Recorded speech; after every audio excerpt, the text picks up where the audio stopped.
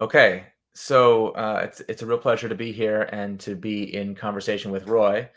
Roy and I have been frequent collaborators over the years, and he was an early lean startup supporter, has been doing tremendous work on the COVID response. And so, Roy, can we bring you in? Is this how this works? I'm curious, by the way, why you decided to like tell the story of this through Out of the Crisis, which I realize I probably shouldn't start by just asking you the question about why the podcast exists, but we can start wherever you want. That's No, what's it's on my fine. mind. It's fine. Listen. I never really wanted or thought that I would have a podcast, but it was actually a very strange phenomenon.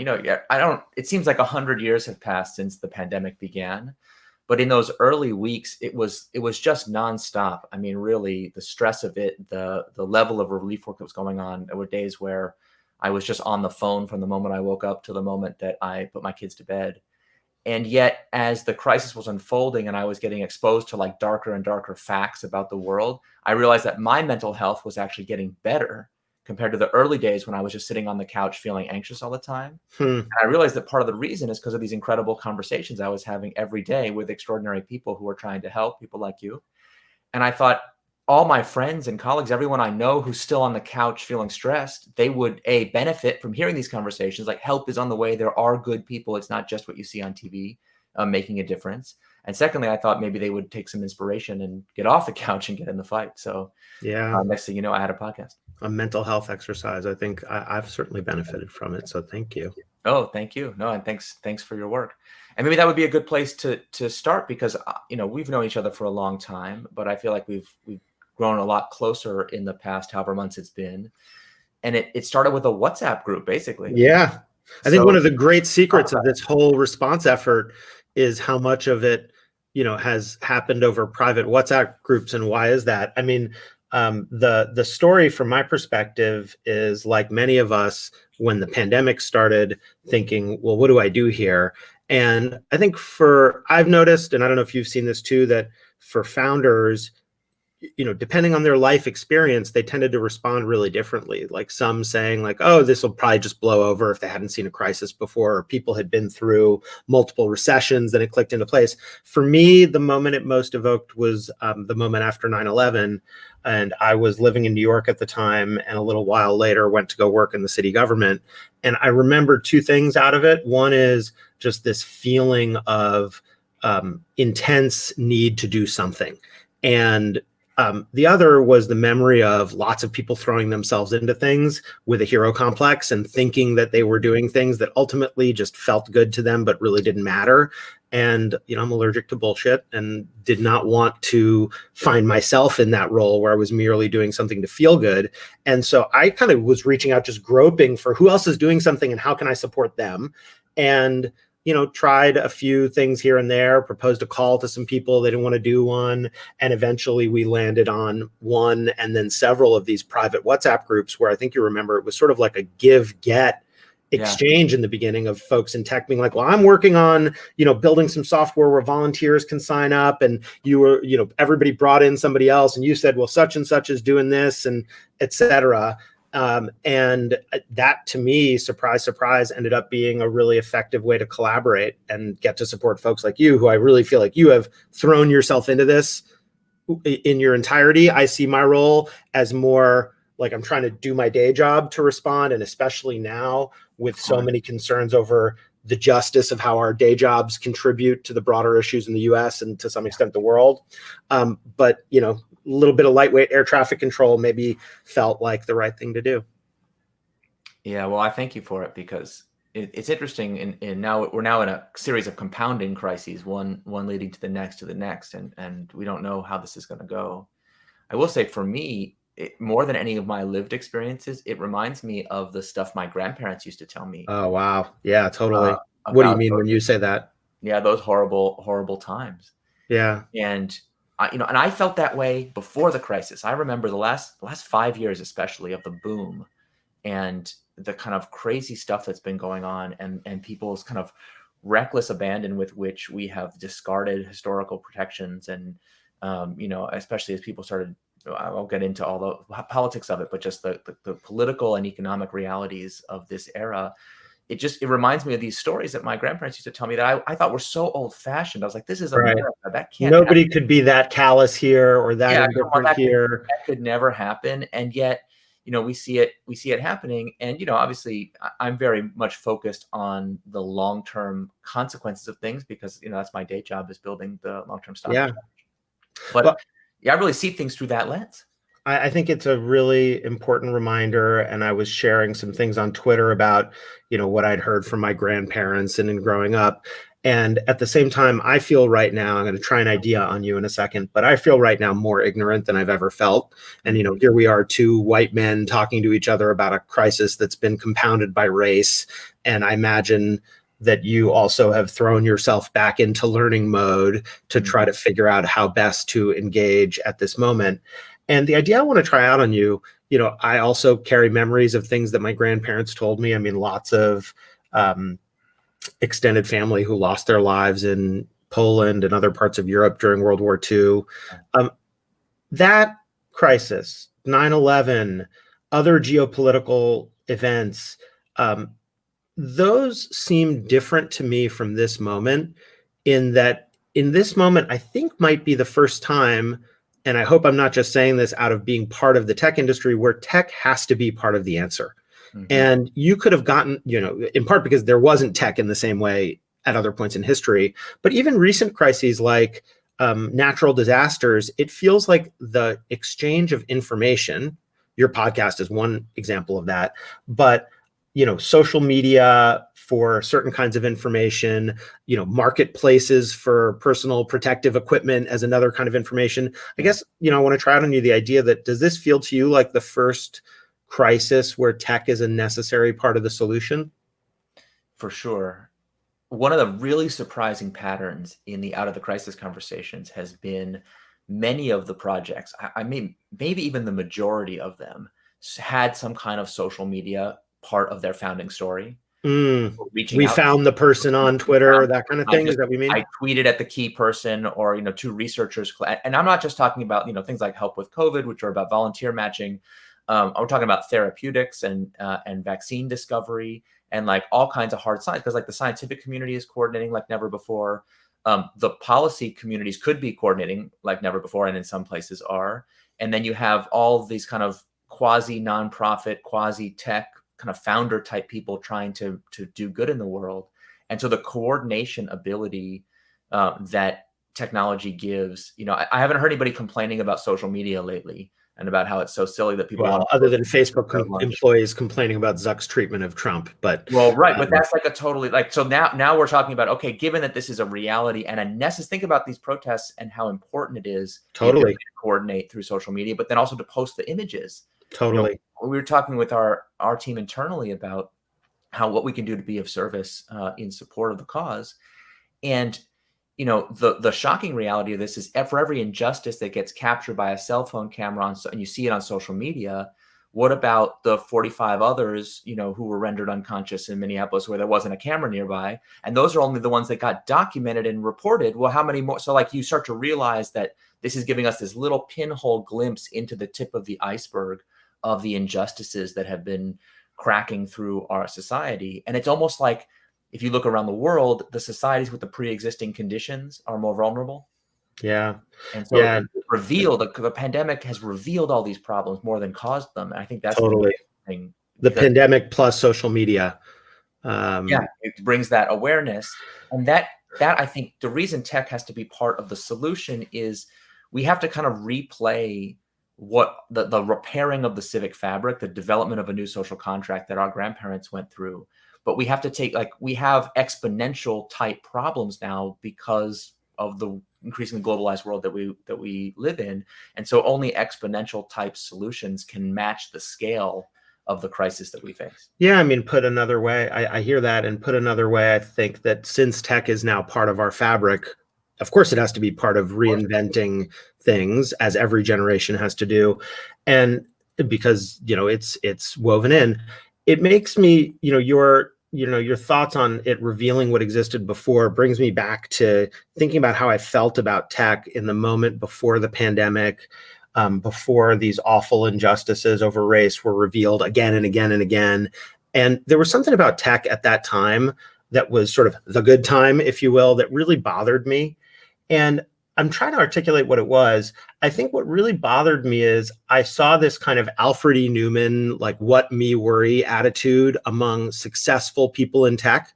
Successful people in tech sort of saying, what are you complaining about? Like the world's getting better. Everything's good. You know, you have a fair shot. Anybody can learn to code from home. And we're obviously future of work investors since the first day we started our fund. We believe that anybody can learn things from home.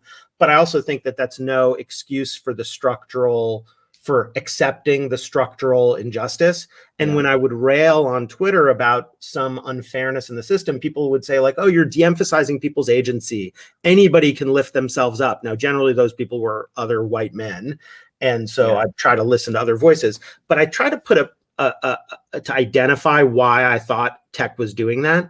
And I think I have a theory on it now, which again, I want to try out on you, which is that, and it ties to this moment in the pandemic where this moment, I'll do the moment in the pandemic and then the theory. The moment is I've been so gratified to see tech try to jump in and do something. I never would have guessed, the social conscience of tech has been awakened. It's in such a powerful way. But I feel a little bit like we were like field doctors who knew how to do operations, out without much equipment. And now we've been called into this broader context of collaborating with governments, which we'd never done before and are inexperienced with, collaborating with philanthropic institutions. And it was sort of like the field medic got called into the hospital and all of a sudden doesn't know how to communicate with the team and what to do. And I think that that's a function, this is the theory, of a tech paradigm where the very things that made tech successful, in fact, some of the things that I feel like lean startup underlined, can also in certain circumstances, expressed in certain ways, be our very limitations.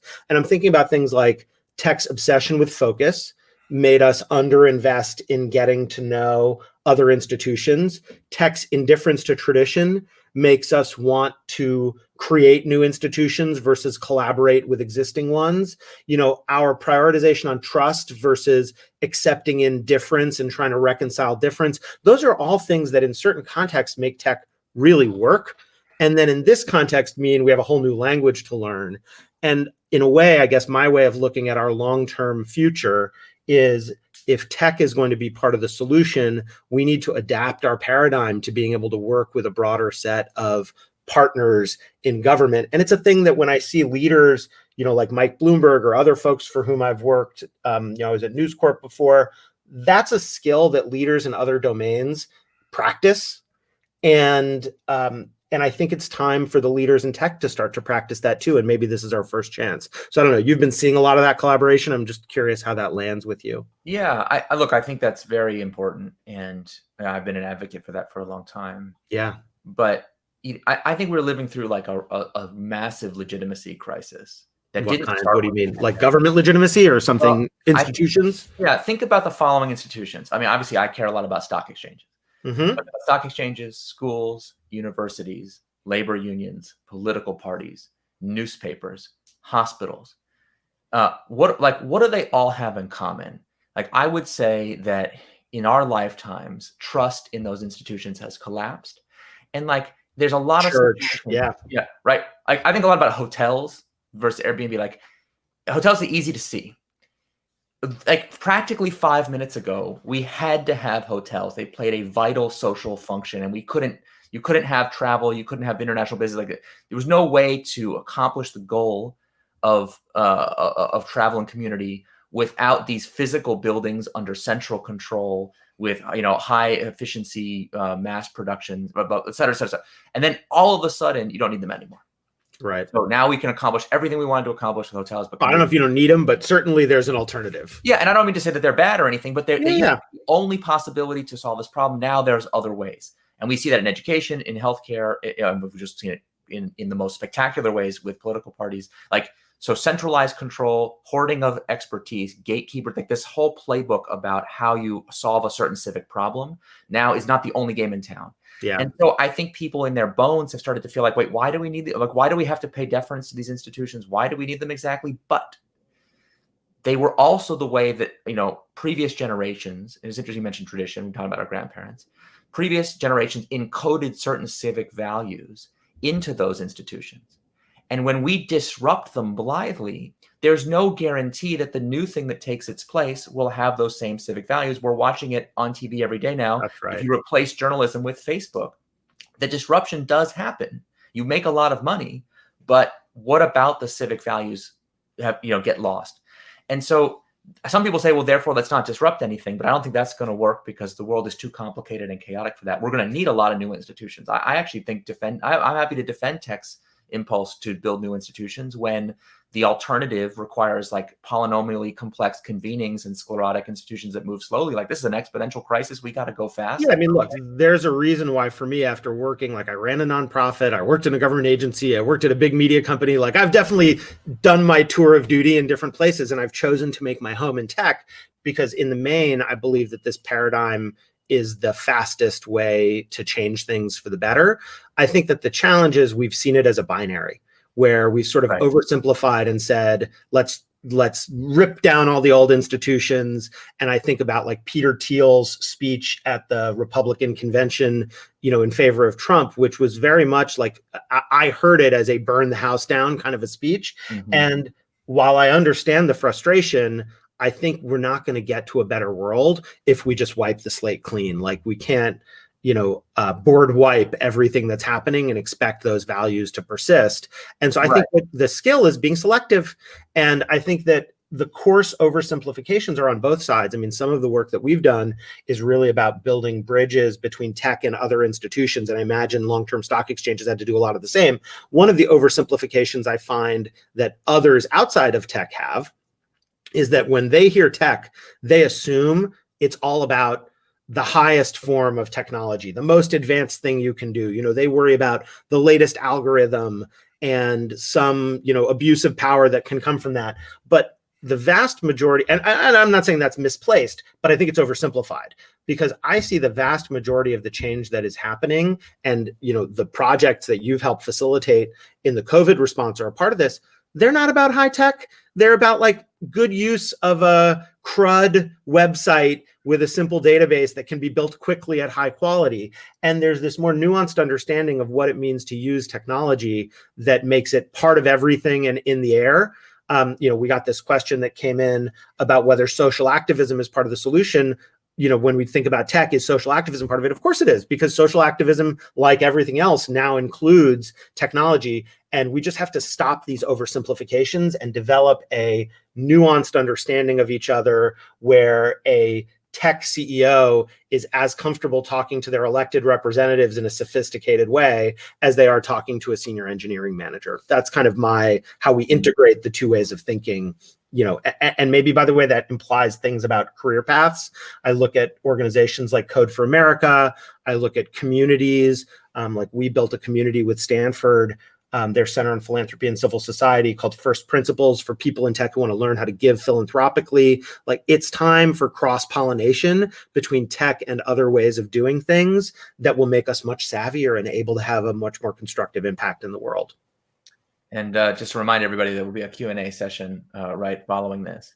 I'm curious, can I just ask about that to pick a less charged in the moment example for LTSE, for the long-term stock exchange, as you've had to build your path toward making it work, what are some of the constituencies that you didn't expect? I mean, you knew you were going to build a regulated institution, for example. Yeah. I'd love to hear a little bit more about your own journey of getting to know some of those partner institutions and what that's been like. Oh, it's been super, super interesting. And, I've been working on LTSE for almost 10 years now. So it's been a very long journey of trying to understand the dynamics. And just so people know, like our theory of change with LTSE is threefold. On the one hand, I was talking about the need to rebuild the civic fabric of our society. So stock exchanges are one of those key institutions that I think could use a refresh. So we want to build a new one that promotes long-term thinking, the philosophy of long-term thinking for investors and for public companies. But that's not our sole goal. It's not just to build the best exchange possible. Our goal was also for the next generation of companies who we support to adopt this multi-stakeholder, more nuanced kind of leadership that we've been talking about of civic engagement and supporting the society, basically building products that are healthy for human beings in the societies they inhabit.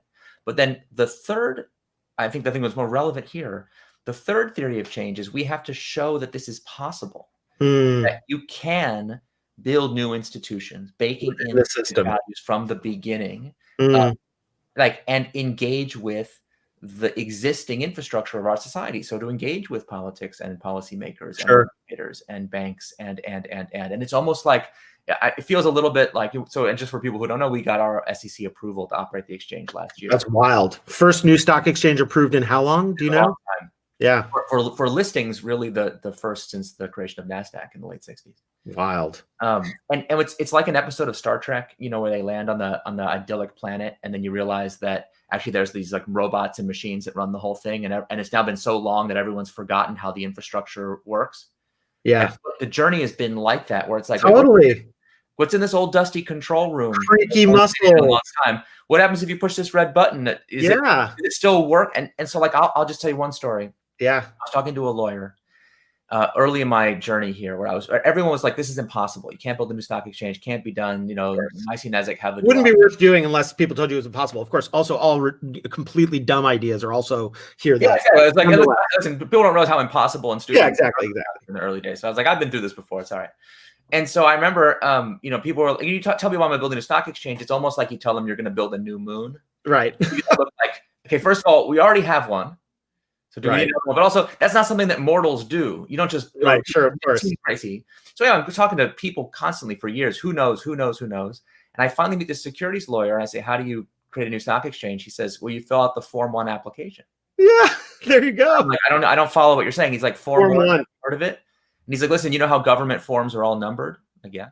This is the first form number 001. I love it. Establish a national securities exchange. And listen, it's a long form. It's like 200 pages long. Yeah. But it's just like the United States Congress has a process. There's a legislative, like there's a method to this, and it took us a long time to do it. I love it. But you followed the method. We've gotten this kind of learned helplessness about our institutions and our society. Like it's that things can't be changed, that it's too difficult. Well, and to be fair, I mean, I think that you are a founder who has done some other stuff and then did this as your first go around. You know, I believe starting companies is a trade that can be learned as tradecraft. You advance to building bigger and better things. And, you know, I think that the example of you doing that is really powerful. I'll just say one of the things I'm hopeful for LTSE is I think about the leadership of the big tech companies. And in general, I love concentrated power. Like I like when founders are in control. We, in fact, like we're public about this on our website. We try to be as transparent as possible. We prefer not having too much governance control. Like 2 class shares, great. Other VCs don't like me saying that. But I think it reaches a point where an institution has a social consequence where concentrated power can be dangerous, and you need checks and balances like anything else with enormous power. In the beginning, founders don't have much power. So one source, you know, of check and balance should be shareholders, and that has not been effective to date for a bunch of reasons. And I hope LTSE can change that. The only thing we see effective right now, and I guess this is for those who are listening, is employees at tech companies organizing and being active on the issues they care about. That's the thing that bends those companies in this direction of, you know, I guess I just call it savvy engagement with institutions, thoughtful engagement, because I'm not a fan of burning everything down. And I'm not a fan of just respecting whatever existing institution existed. We got to use our brains and figure out this thing works. Let's support that. Let's fill out Form 001. This other thing doesn't work. Let's burn it to the ground and start over. And that to me is the quest that all of tech is on right now. And I see LTSE and our response to COVID and fighting racism and, you know, whatever business we're going to fund next as all, you know, part of that quest of learning how to wield power effectively. And, you know, signed up for it. And I'm happy, Eric, that you and I get to be collaborators in it. Thank you. Well, and let us hope that we diversify and have a more inclusive spectrum of who gets to wield that power. Amen. Incredible. Amen. Want access to more CogX videos? Subscribe now for free at cogx.co.